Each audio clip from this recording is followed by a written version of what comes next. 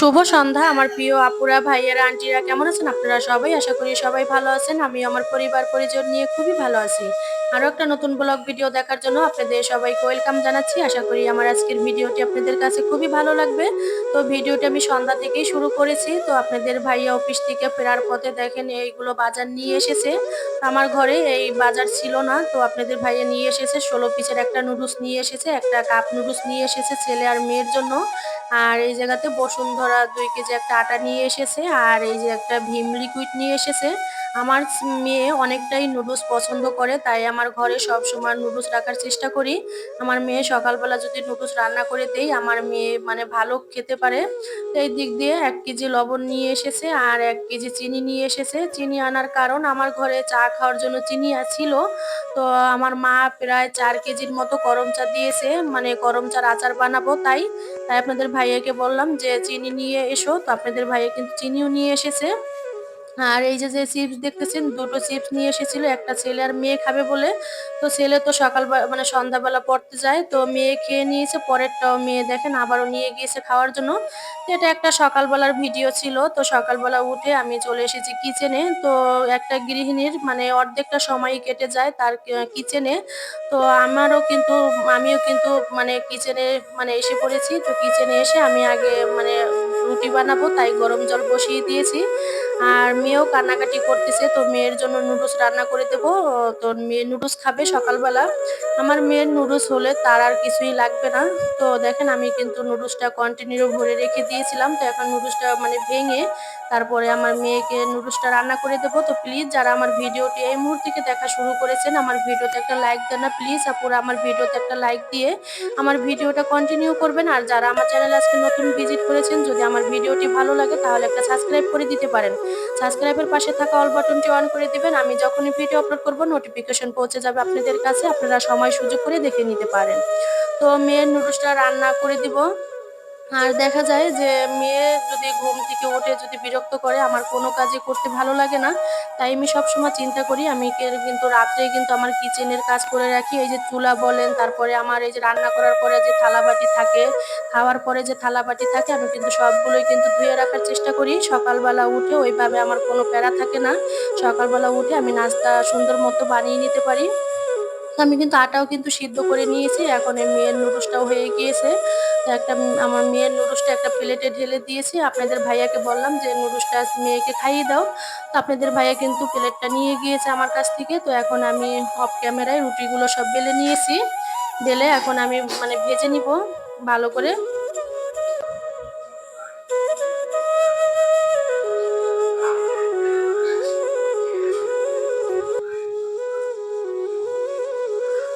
তো আমি যখনই রুটি ভাজি, আমি সবসময় কিন্তু একটা সুতির কাপড় দিয়ে তারপরে রুটিগুলো আমি ভেজে নেই। আমার মনে হয় মানে কাপড় দিয়ে রুটি ভাজলে আমার রুটিগুলো অনেকটাই সুন্দর হয়। তো আমি তার জন্য আমি এই একটা কাপড় দিয়ে সুন্দর করে রুটিগুলো ভেজে নেই। আর দেখা যায় ছোট বাচ্চা থাকলে ঘরের কাজ কিন্তু কোনোটাই সুন্দর মতন মানে টাইমলি করা যায় না। আর আমার ঘরে যেহেতু হেল্পিং হ্যান্ড নেই, আমি একাই যেহেতু কাজ করে থাকি, তাই দেখা যায় নিজের কাজ আমি নিজেই মানে করতে পছন্দ করি। আমার মানুষের কাজ পছন্দ হয় না। আমি যেমন পারি আমি তেমনই করে রাখার চেষ্টা করি।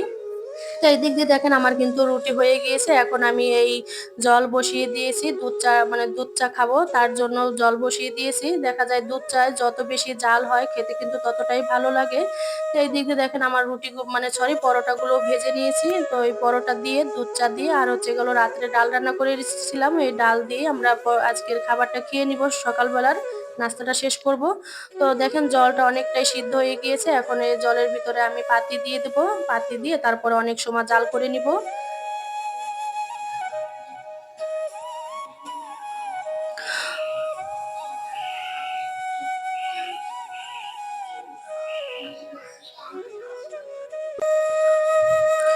তো অনেক সময় জাল করে নিয়েছি। এখন মানে আমি আজকে প্যাকেটের দুধ দিয়েই আমি দুধ চাটা বানাবো। তো আগে এই প্যাকেটের দুধটা আমি দিয়ে দিব কাপের ভিতরে, দিয়ে তারপরে আমি দুধ চাটা মানে বানিয়ে নিব।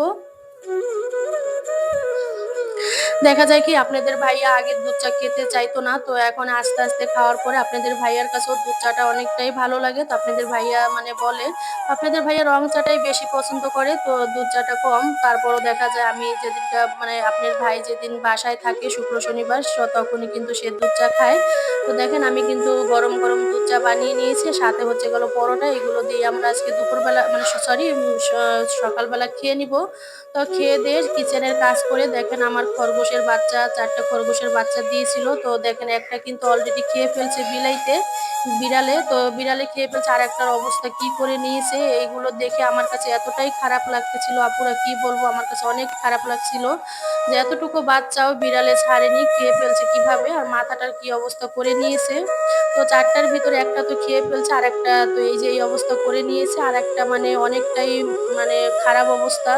কামড়িয়ে কি করে রেখেছে। তো আপনাদের ভাইয়া কিন্তু হলুদ আর মানে বরিক পাউডার যেটাকে বলে ওটা কিন্তু দিয়ে দিয়েছে। তো এটাও মনে হয় বাঁচবে না। তো আল্লাহর কাছে বলি তাড়াতাড়ি যেন সুস্থ হয়ে যায় আমার খরগোশের বাচ্চাগুলো। তো এটা আমি রেখে আমি দুপুরবেলা রান্নার জন্য আমি মানে অনেকগুলো কচুর পাতা উঠিয়ে নিয়েছি। আজকে আমি কচুর পাতা রান্না করব। আমার ঘরে অনেকদিন যাবৎ মাছ, মাংস কিছুই নেই। আমরা যারা মধ্যবিত্ত ঘরের ফ্যামিলি দেখা যায় চাইলেই আমরা প্রতিদিন মাছ, মাংস খেতে পারি না। দেখা যায় একদিন শাক খেতে হবে, একদিন ডাল খেতে হবে আর একদিন মাছ খেতে হবে। তো এই দিক দিয়ে আর এই যে শাকগুলো বাছার ক্ষেত্রে অনেকটাই সতর্ক অবলম্বন করবেন। তার কারণ এই যে শাকের ভিতর দেখতেই পারতেছেন পোকা থাকে। এখন এর মানে আষাঢ় মাসের দিনে শাক পাতায় একটু পোকামাকড় বেশিই থাকে। সো এই দিক দিয়ে একটু ভালো করে খেয়াল করে রাখবেন। শাক পাতা কেটে তারপরে করবেন, পরিষ্কার করবেন। তো এই দিক দিয়ে আমি কিন্তু শাক কেটে ধুয়ে পরিষ্কার করে নিয়েছি। তো চলে এসেছি আবারও কিচেনে। তো কিচেনে এসে আমি লবণ ঢেলে নিব। আমার লবণ মানে শেষ হয়ে গিয়েছে। তো চিন্তা করলাম যে লবণগুলো একটু মানে রিফিল করে নেই। আর এই যে কাঁচের জারটা দেখতেছেন, এই কাঁচের জারটা আমি রাত্রে পরিষ্কার করে রেখেছিলাম। আমার দেখা যায় যখন যেটা শেষ হয়ে যায় তখনই কিন্তু তারপরে আমি এইগুলো ধুয়ে রাখার চেষ্টা করি। তাহলে মানে তেল কাজটাটা অনেকটাই কম হয় আর ধরতেও কিন্তু অনেক ভালো লাগে। তো এই দিক দিয়ে আমি অনেকটাই মানে সতর্ক অবলম্বন করি। যে আমার মানে বললাম না যে আমার কিচেনের সব জিনিস পরিষ্কার মানে পরিষ্কার পরিচ্ছন্ন থাকতে হবে। আমি যখনই কিচেনে আসি আমার কিচেনটা অনেকটাই মানে ফুরফুরে থাকতে হবে। তো এই দিক দিয়ে আমি কচু শাক রান্না করব। তার জন্য রসুনও কিন্তু মানে বেছে নিব। তো আজকে আমি রান্না করব বুটের ডাল দিয়ে, নারকেল দিয়ে রান্না করব। আমার শাশুড়ি মায়ের হাতের রেসিপি। আমি বিয়ের আগে কখনো খাইনি এই মানে ডাল দিয়ে নারকেল দিয়ে রান্নাটা। তো অবশেষে আমার শাশুড়ি মা একবার রান্না করেছিল। তো খেয়ে কিন্তু অনেকটাই ভালো লেগেছিল। তাই আমি এটা আবার আমি ঘরে রান্না করব। তো দেখলাম যে লবণ তো দেইনি শাকে, লবণ দিতে ভুলে গিয়েছিলাম। তো আমি কিন্তু লবণও দিয়ে দিতেছি। আর এই শাকটা কিন্তু যা মানে অনেকটাই পুষ্টিকর একটা শাক। আর শাকে প্রচুর পরিমাণে আয়রন থাকে। আমার মেয়ে যখন পেটে ছিল তখন কিন্তু আমি মানে আমার প্রতিদিন শাকের তালিকায় এই শাকটা থাকতো। এই শাকটা ডাক্তার আমাকে খেতে বলেছিল। শাকটা কিন্তু অনেকটাই ভালো মানে শরীরের জন্য, বাচ্চা পেটে থাকলে তাদের জন্য অনেকটাই ভালো। তো আমি কিন্তু শাকটা ঢেকে আবার চলে এসেছি, একটা কড়াই ছিল আমি ডাল বসিয়ে দিব। তাই আমি কড়াইটা ভালো করে ধুয়ে তারপরে ডাল বসাবো। আর দেখা যায় আমি কিচেনে বললাম না আপুরা, আমি কিচেনে কখনোই থালাবাটি জমিয়ে রাখি না। আমি যখন হয় তখনই কিন্তু মানে পরিষ্কার করে রাখার চেষ্টা করি।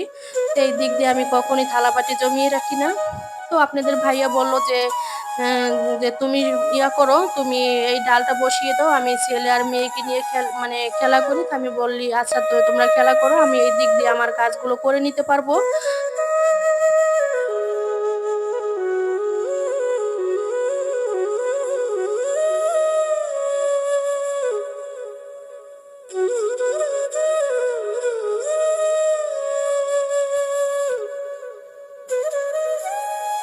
এই দিক দিয়ে দেখতেই পারতেছেন আপুরা আমার যে কড়াইটা আছে, কড়াইটা কত সুন্দর করে পরিষ্কার করে নিয়েছি। আর এই কড়াইটার বয়স প্রায় হয় মনে হয় ১০ বছর হয়ে গিয়েছে। তারপরও দেখেন কতটা ঝকঝকে তকতকে করে নিয়েছি। তো এই দিক দিয়ে আমি ডাল বসিয়ে দিব। এই ডালটা আমি সকালবেলা সিদ্ধ করে রেখে মানে মানে ভিজিয়ে রেখেছিলাম। তো এটা আমি সিদ্ধ করে নিব। মানে তাড়াতাড়ি ভয়েস দেওয়ার কারণ আমার মেয়ে মানে অনেকটাই বিরক্ত করতেছে আপুরা। মানে যদি কোনো ভুল ত্রুটি হয়ে থাকে অবশ্যই ক্ষমাশূন্য দৃষ্টিতে দেখবেন, কথা কিংবা কাজ যদি ভুল হয়ে থাকে। তো এদিক দিয়ে আমি কিন্তু ডাল বসিয়ে দিয়েছি চুলায়। আর এখন এই গ্যাস কিন্তু থাকে কোরবানির ঈদের পর থেকেই আল্লাহর রহমতে গ্যাস থাকে, গ্যাসে কোনো সমস্যা হয় না। তো এই দিক দিয়ে আমি কিন্তু কচুর শাকও বসিয়ে দিয়েছিলাম, যে কচুর শাকও প্রায় হয়ে এসেছে। তো আমি আবার একটু নেড়ে-চেড়ে দিব। দেখা যায় নেড়ে-চেড়ে না দিলে কড়াইয়ের নিচে লেগে যেতে পারে। তো এই দিক দিয়ে একটু খেয়াল রাখতে হবে। যদি লেগে যায় তো কচুর শাকের কালারটাও নষ্ট হয়ে যাবে, খেতেও কিন্তু ভালো লাগবে না। তো দুপুরবেলা ছেলে-মেয়েকে স্নান-টান করিয়ে দিয়ে আপনাদের ভাইয়া নিয়ে কিন্তু ঘুমিয়ে আছে ছেলে আর মেয়েকে। আর আমরা কিন্তু এই বেডরুমে ঘুমাই না।